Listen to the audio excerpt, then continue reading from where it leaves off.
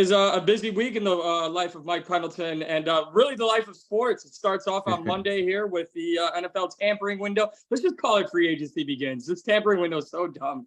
The NFL free agency begins this week, March Madness, and somebody's got a birthday, but we're not here to talk about that. We also have UFC 286 on Saturday, so look out for a podcast later this week on that. But we're going to start off with what I first talked about, and that is the NFL free agency season is here, and obviously bared out. So I had to reach out to a good friend of mine. I was thinking about this right before we got on air, Mr. Corey Wootton. You're one of the first and only players I can say I've known you for 10 plus years. That's true. It's been a while, I've known man. you for 10 plus years. I was a young pup who couldn't have an adult beverage before when we first met. And here I am now about to be 31. So wow, first man. and foremost, thank you for joining. It's been a very long time since you and I have talked. How you been? I've been great, man. How about yourself? Good. Obviously, you're doing so much great work, obviously post-playing, and I love seeing you all over the place. Where are you mainly these days? So I actually live in St. Louis, but I do work for Fox, CHGO, Believe Network. So, yeah, you catch me on any of those. So, during the season, I go back and forth to Chicago to cover the Bears. So, it's a lot of fun, man. I like the flexibility of it and still being able to be involved in sports, but not beating my body up anymore. So I bet. I feel like someone you know might have told you that you would have a great post-broadcasting career. I don't know who said that. Who was that? I'm just saying. So listen, big day today. First and foremost, let's break it down because I don't want to take up too much of your time. Let's just break it down from someone who's been in this world, right? What is this day like? If you can pull back the curtain for players, obviously they have this tampering window. Agents are talking, teams can't directly talk to players. I don't know how many times Aaron Rodgers is answering the phone for the New York Jets. Yeah, I know how this works a little bit, but can you kind of take me behind the scenes what it's like on the player side of things? Yeah, so you're just kind of waiting to hear from your agent, right? Because the agent and the teams, they do the talking during that window. And a lot of things are ironed out like right away. They've been talking, for a little bit, and then all of a sudden they get some of these deals done in principle. And that's what Rappaport and Adam Schefter are all reporting. So it's a pretty crazy time because you don't know exactly where you're gonna end up, right? It could be anywhere, literally. It could be the same team you played for, or it could be, any of the other 31 teams. So it's a kind of hectic time. You got to think about moving and all this stuff, but it's a lot easier when you get paid the big bucks, right? It's a lot easier to move your stuff at that point for 40 million guaranteed, like Hargrave got or Payne. He actually got to stay in the same place, but it's money makes everything a lot easier to move. Yeah, seriously. And deals are going to come in left and right. So I might throw a few at you as they come in, as the reported deals come in. As well, I'll start with one because obviously we're going to talk Bears football, but it would be wrong of me to not mention him when talking about football, especially since we went to the same high school, shared the same hallways. Jimmy G just signed with the Las Vegas Raiders. It's a 3-year deal. I know people have this kind of notion, and I don't know where you stand on him, that he's just a game manager. He's a bridge quarterback. He's there to help the next crop of quarterbacks. But, he's a winner. He's a gamer. And now he reunites with Josh McDaniels. They bring back Josh Jacobs. They have Devontae Adams. I don't know who's beating the Chiefs in that division, but last year we thought the AFC West was going to be the best division, and then it wasn't. Are there times like a 1-year span later where moves like this, and your thoughts on Jimmy going to Vegas, how these moves can really make that division what we thought it could have been a year ago? Yeah, I think it's a good situation for them because they need a quarterback. Obviously, they have the weapons in place. They got Waller, Renfro, Devontae Adams, Josh Jacobs. So they have arguably, some of the most talented offensive weapons. So I think it's for any quarterback, that's a dream come true, right? Jimmy G is the perfect situation. And I don't know if he's their long-term situation for quarterback, but I know for the next 2 years, at least, he's going to be their quarterback, and they'll potentially draft a guy that can learn under him and be a mentor. But I think for the next 2 years, he'll be their guy. And that's a heck of, some weapons to play with. So I think he wins. That's all he does. So people criticize him. Oh, his stats aren't this or whatever, but he went to a Super Bowl and 2 NFC championships. So I think he's doing something right. And if they're criticizing you, that means you're doing something good. So hats off to him. I think everything I've heard about him, he's a great guy in the locker room, great leader. So I think that's everything you need to know. And I know they're going to be excited to play with a guy like him. I'm going to ask you about a guy you kind of have some familiarity with in Aaron Rodgers here in a minute. But the one thing, and I'm not just saying this because I'm biased and I've known him since high school, but one thing I love about Jimmy is when you have such a social media driven society these days, like dude just keeps his nose clean, head down. It's like he like punches in and punches out. Like he had some terrible Subway commercials. We'll let those go.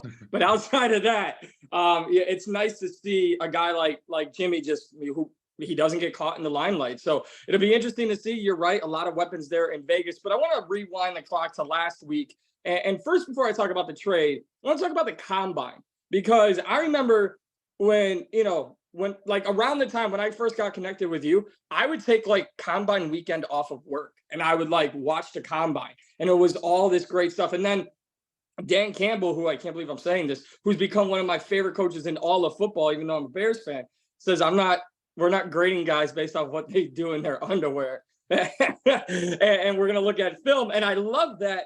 But what would your message be? And what is your message for fans who get so locked in on the combine? Because there is a whole nother process to it. There's the interview process. There's finding personnel. There's free agency before the draft. How can fans not get caught up in, like, let's say an Anthony Richardson who blew the roof off the place in Indianapolis last weekend?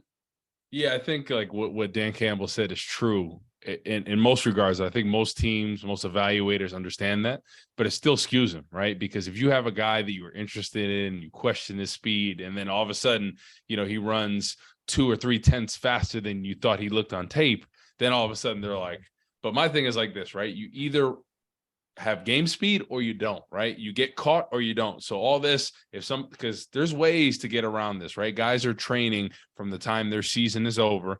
So most people are done, sometime the end of December, all the way up to the end of February, right? So they have months to train, right? And there's techniques to improve your speed tremendously. So my thing is like this: the tape does not lie. It'll tell you everything you need to know. So people go back and forth all the time. Just rely on the tape. What is the guy doing against this competition? What is he doing here? The Senior Bowl, the East-West game. I put more stock in that than the combine. The combine, to me, is just another way for the NFL to get money because people are interested in, what kind of athlete we have here? What ran this time? Defensive linemen are becoming faster than receivers, right? Nolan Smith ran a 4.39. Adebayor from Northwestern ran a 4.49 at 282, right? So now if you're a receiver and you run 4.5, you're slow. It's unbelievable. But you turn on some certain people's tape and they run a 4.5 at the combine, but on the field they look like 4.3. So my thing is the tape does not lie. So don't worry about the underwear Olympics like Dan Campbell says. It's just a cool marketing feature that it gets NFL fans into. And, because we got to wait a long time for the season. So it's like, the combine, then the draft, then this. So I think it's just a big publicity thing. And I think the most talented evaluators understand what it is.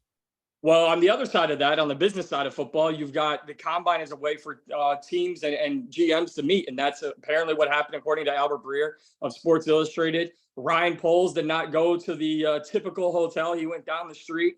And communication apparently started very quickly. And they struck the deal last Friday, sending the number 1 pick to Carolina for the number 9 pick, the 61st pick this year, and then a 2024 first, 2025 second, and wide receiver DJ Moore. One interesting caveat to that, apparently, according to Breer, Ryan Poles was like, all right, so you'll give us a 3rd first-round pick, or you'll give us DJ Moore. Now, looking back, I remember when DJ Moore signed that contract extension, he was someone that I really wanted the Bears to get regardless. And I was like, great, he signed this contract extension. They're not trading him. It's over.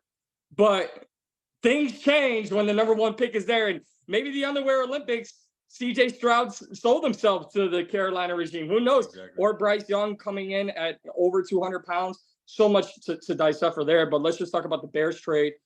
Yeah. Was this the best case scenario? Because you could tell me if I'm wrong. I don't think I am. I always thought it was too much of a dream case scenario for people to think the Bears would trade from either 1 to 2 or 1 to 4 and then down from one of those spots to 7 or 9.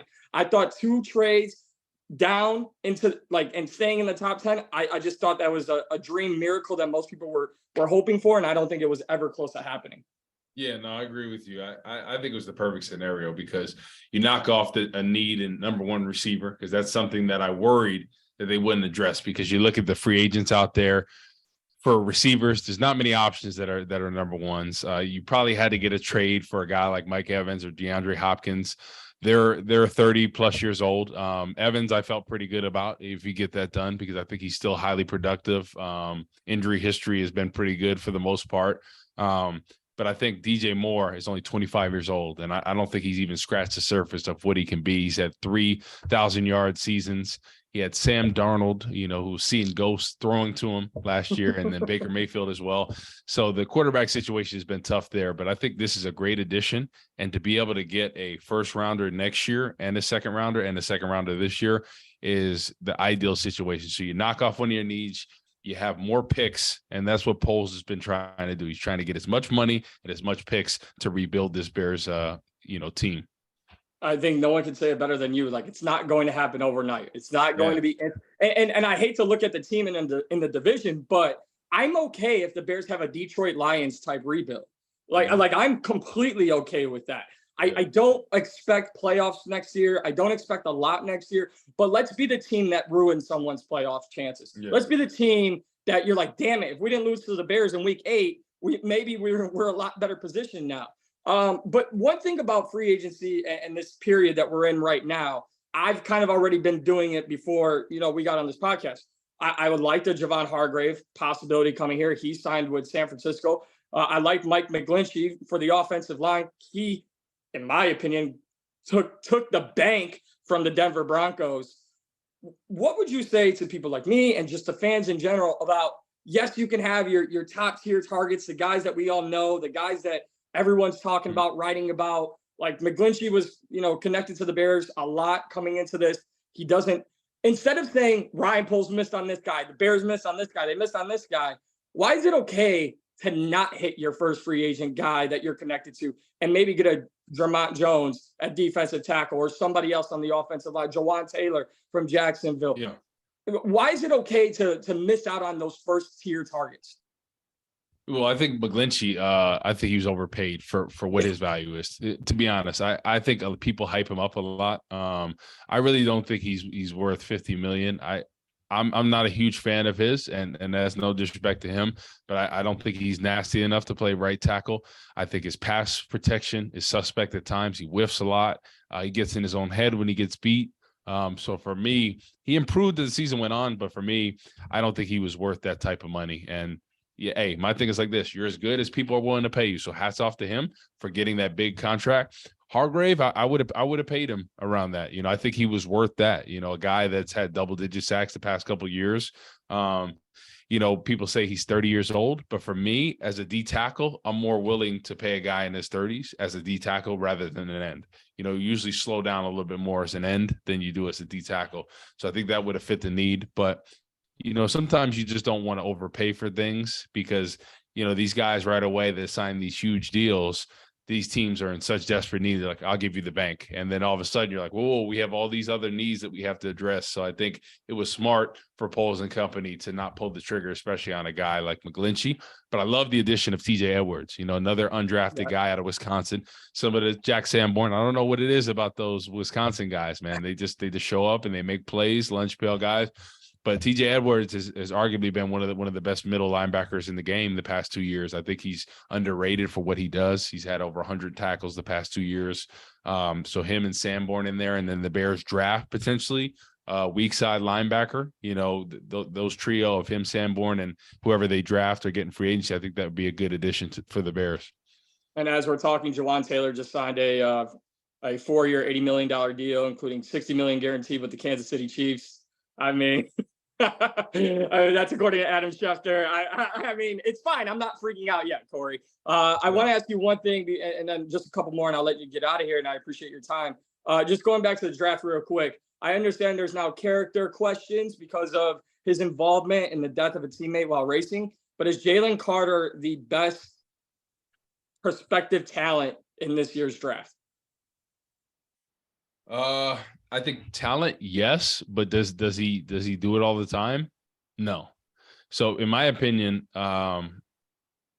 it's kind of a hot take, but I think Kalijah Kancey is a better prospect than Jalen Carter because of his motor, his effort, his pass rush ability, his quickness, plays every snap like his hair's on fire. And I mean, that's what you want in the league. He reminds me a lot of Aaron Donald. He's been drawing a lot of comparisons. He's out of Pitt. Both came out of Pitt, both around 6 foot, 280, but quick as can be. And look how that's worked out for Aaron Donald. So I think Kalijah Kancey is in that same fold.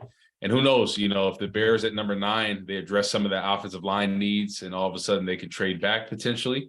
Kalijah Kancey, I think, is going to be in that later part of the first round. So that could be a fit there as well. But yeah, watch the tape on him, man. He's an absolute beast. One thing you mentioned, Jack Sanborn and TJ Edwards, both, Illinois, hometown kids. The Bears are linked to 2 other hometown kids, and Lucas Van Ness and Peter Skoronski. I mean, is there a thing? It's like, does this matter to the fan base? Like, let's bring home some hometown flavor. Does this matter, really?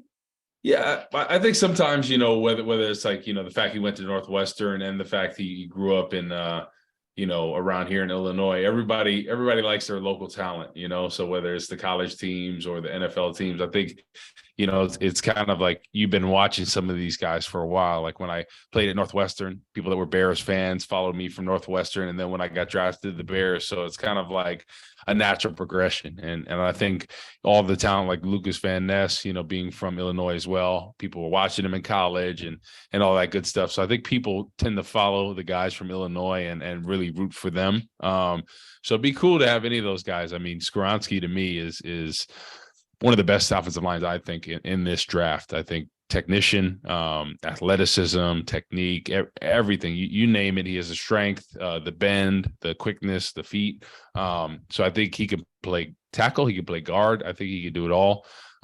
People have been critical about his arm size, saying that he doesn't fit a left tackle. But my thing is, you look at him 2 years ago against Aiden Hutchinson, who was the number 2 pick last year, and completely locked him down. So yeah.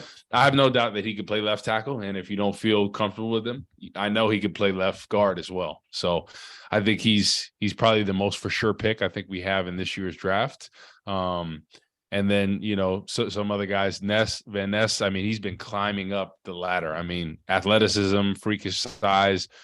I think the one area that concerned me is pass rush, right? I think he's a freak athlete, but I think he needs to develop a little bit more as a pass rusher. But I think, a team is going to take a chance on him for that athleticism. All right, Corey, I'm gonna get you out of here very quickly. You played with every team in the division except the one in Green Bay.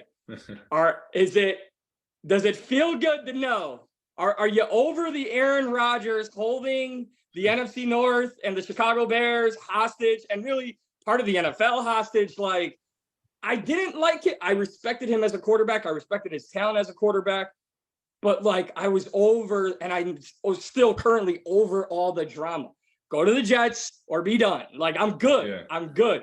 Is this a sign of changing times for the Chicago Bears and fans of the Bears? Yeah, I think so. But it would have been nice to have him be there and potentially beat him and dethrone him as part owner of the Bears, like he discount double checked us for years. But yeah, I think he'll probably be elsewhere. I think the writing's on the wall. I think it'll probably be for the Jets. That's what the whisperings. I know he's been going in dark hideouts and all this stuff. So I guess we'll see. We'll see how everything unfolds. But it's always nice to beat the king at something, right? Like when the Giants beat Tom Brady, who was the GOAT, right? 07 and 11. They're the only people to beat Tom Brady. So, I think that's very telling when you can beat one of the best. And, Eli Manning, people say whatever they want, but he's known as the guy that beat Tom Brady 2 years. So I think that's telling. But Aaron Rodgers is one of those guys that, like, you either love him or you hate him, right? Most people hate him, but the guys that are Packers fans, they absolutely love him because he's arguably one of the most talented quarterbacks to ever play the game. Well, Corey, you're all over the place, Blev Sports and various other places, including Fox during the season. You also, I'm going to give you an opportunity here because I know we have some connections to the East Coast. You got a new project coming. You want to shout that out? Yeah. So I have a golf simulator that I'm opening with two of my friends from Rutherford, New Jersey. It's called West End Golf Club, and we're going to have 4 simulators in there. We're going to have like a member area. It's going to be a really dope place. And we're excited about, we're hoping to open Masters weekend if we can get everything, our I's dotted and our T's crossed. So we're hoping for that. Well, I wish you all the best on that. Hopefully, it doesn't take years for us to talk again. I appreciate you making the time for me today, and hope everything's well with you and the family. And let's see. I mean, I'm trying not to freak out while we talk because the Bears just lost out on some big name offensive linemen. I'm Orlando Brown maybe. I don't know. I don't want to. Yeah. I don't want to overpay and I don't want to overreact. So, Corey Exactly. Wootton, thank you so much for the time. All the best. Appreciate it, boss. Good talking to you.